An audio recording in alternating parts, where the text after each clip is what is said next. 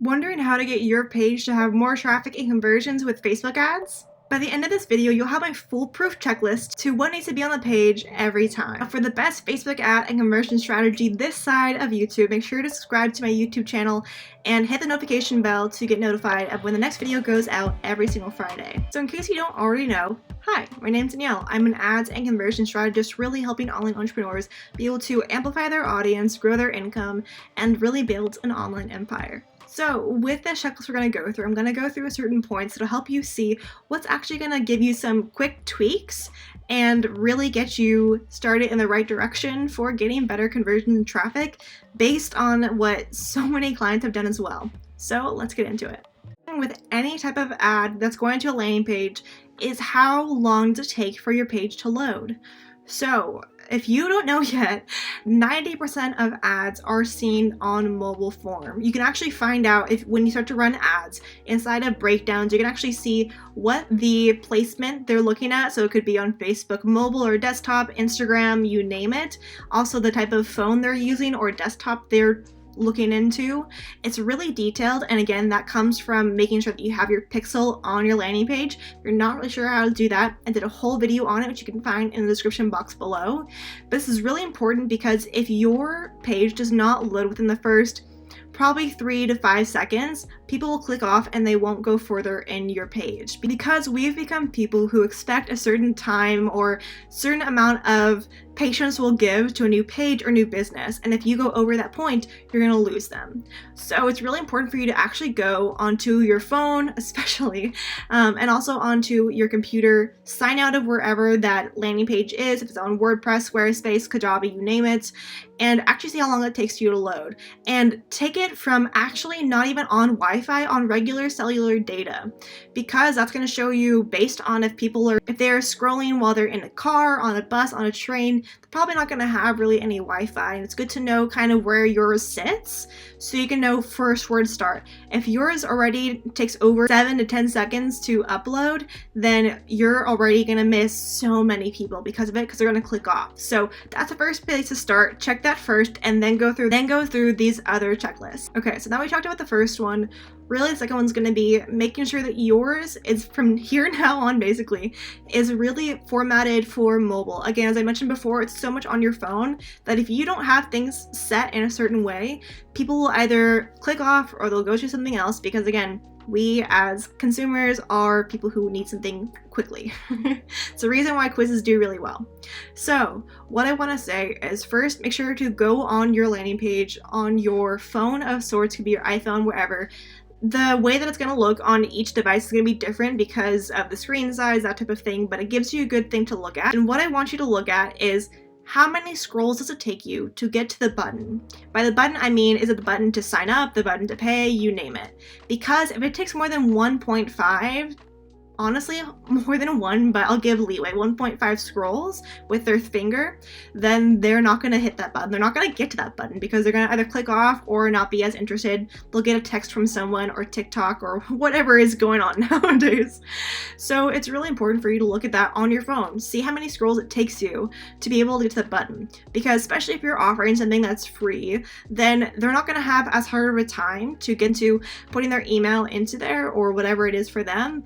But if it's all the way down the page and your page on mobile is just crazy long, they're going to click off. I've seen it happen so many times where you can have a great offer, a great graphic, but if your landing page has it be lines of text and no real button that's all the way down to the bottom, you're not going to see a real conversion from there. So I'll put up a screenshot here of one that I use so often when it comes to free offers, because on the mobile site, it actually looks so much better than you think.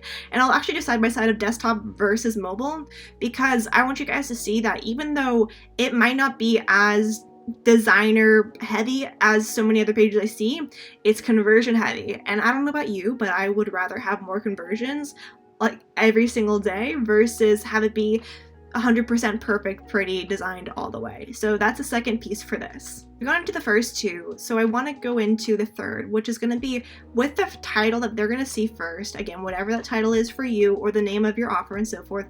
Does it include either one of two things? Either a specific transformation or desire they want that's tangible, or does it get them away from a problem that they are currently facing? If it does not do one of those two things, then I highly recommend you to either add that in or make it a subtitle there before even the button gets there. And here's why. A lot of us as consumers, we need to be reminded of why we're actually here. Why is this the right fit for me? And for so many of you, it's making sure you play into one of those two factors. Again, when it comes to copy, there's so many other things that you can go into, but this is a universal law that has to be on pretty much any piece of copy that you have, is reminding them of why they actually need this based on their desire or what they need from this to get away from their problem. And here's an example. So for me, if I were to look into it, one of my people's desires would be, I want to be able to grow my email list to over 1,000 by the end of 2020. That's probably a good mark. Again, it's 1,000, 10,000, whatever it might be, depending on who I'm working with. But it's really important for me to know that, so when I'm crafting my title, it adds that in. Or if it's somewhere where it's a problem, where maybe they've wasted so much money on ads before, having the title saying something around what actually they get, and then so that way you never have to waste another dollar of yours again. Using those two things inside of your title or subtitle is so important because it's going to help you increase conversions, but even more so, it's going to help you to get people to realize, oh, this is actually valuable. I should actually sign up, or whatever it might be for you. The one caveat I will say is Facebook ads is getting a little bit strict when it comes to what you can say and not say around desires. So a lot of my clients are usually business mindset coaches, of course, creators, you name it. And one of the easiest things that people are trying to use is like make more money, or have like have a six-figure income, whatever it might be. And using those words will get immediately flagged by Facebook because they need to make sure that if you're going to use that type of words, that you're going to back it up with some type of like really transparent text. They really want it to be more as transparent as possible. So when you are creating titles and even copy on your page or your actual ad copy, make sure you realize and go through those Facebook ad policies to try and stay as much as you can in them. Again, they are kind of vague. It's kind of like you don't know until you know, but I will say that's one of the easiest things to try and get away from, is try and create a desire or a problem that they have that's not going to be flagged by Facebook through income-based stuff or things like losing 10 pounds in 10 days. It's not going to be able to fly either. If you have any questions about that, make sure to put it in the comments below and we can talk about that as well.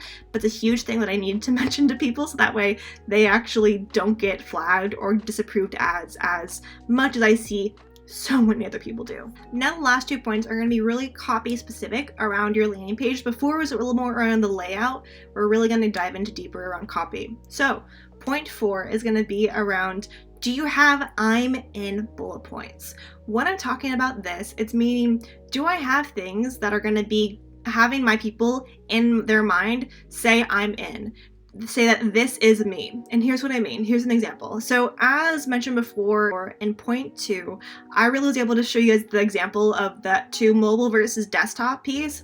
On that page, you'll see that there's basically pretty slim text because I had the title, subtitle, and the bullet points really be heavy around what they actually are going through and to get them to say I'm in. So you'll see in the bullet points here that I really mention actual situations that they're going through, thoughts they've probably had, or emotions they're feeling around this topic. Adding those in will create so much of a better experience for them and make sure that they understand why they need to be there and sign up than you would ever believe. I see so many people who go into like stories, which is totally fine to do as well, but don't really connect with them on that emotional, mental, or actual physical level and put that into your copy to get them to say I'm in. One of the best things you can do with copy is get them to mentally basically sell it on themselves. So they'll say, do you feel like you're someone who X, Y, and Z does this? Yes, I am. Do you A, B, C, D, E? Yes, I do. These type of things that are getting them to easily say yes in their mind to basically sell them for you. So it's, again, really important for you to have that in there. Now, last point is, do you put yourself inside of this page as an expert? I always believe, especially if you're having your ad go to people who you don't know, or even those who might kind of know who you are but not really, having some section in there where you are talking about yourself, how you've helped people, tangible results, and so forth, to get them to realize and start the process of positioning you as the expert. It's what I have in my PAC method, where the first piece is always positioning. We're always trying to position you as the expert in their eyes, because if you're the expert and they trust you and they like you enough, then they're gonna buy from you. But if they don't see you as the expert, they just see you as someone who got me this one guide and that was it, you're not going to be able to get them to convert later on to a call, to a page, to a sale, whatever you're wanting them to do. So it's important for you to add that section in, to have that in there. This current page that I showed you guys before doesn't, because I at this time didn't really need one because of the people I was targeting. But in pretty much any sales page that I have, any longer form landing page that I have, that it's going to take them a little bit more of a, again, bigger the ask, bigger the cost type of thing. If you don't know what that is, go to the description below. I talk about that in my Facebook ads budget video. But it's because they need to realize why, again, they should be listening to you, why they should actually sign up or buy from you. And that comes from having those interlaced in either a section or throughout the page. So we've gone over a lot inside of this video, but I wanted to go through what I see are one of the 5 main points to hit to really make sure that your landing page is going to be setting you up best for better traffic, higher conversions, and overall a better user experience for them. Because if you can have a better user experience, Facebook will reward you by having your ads show more and more and more. I've gone through all 5 points. I want to say, if you're someone who's gone through this now thinking, okay, this sounds amazing, so how do I even create the ad once I get this going?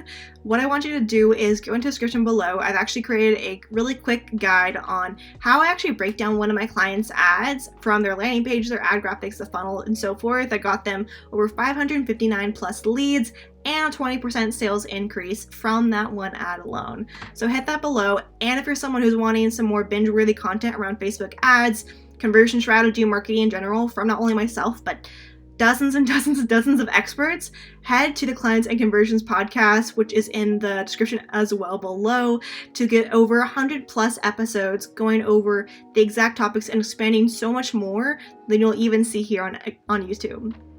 Now, last thing is that I want to say, if you like this video, make sure to like and subscribe, share it with your friends if it feels right to you, and go to these videos if they make most sense for you for next steps for Facebook ads budget, for anything around ads and marketing. I am your gal. So without further ado, thank you guys for being here, and I'll see you in the next video.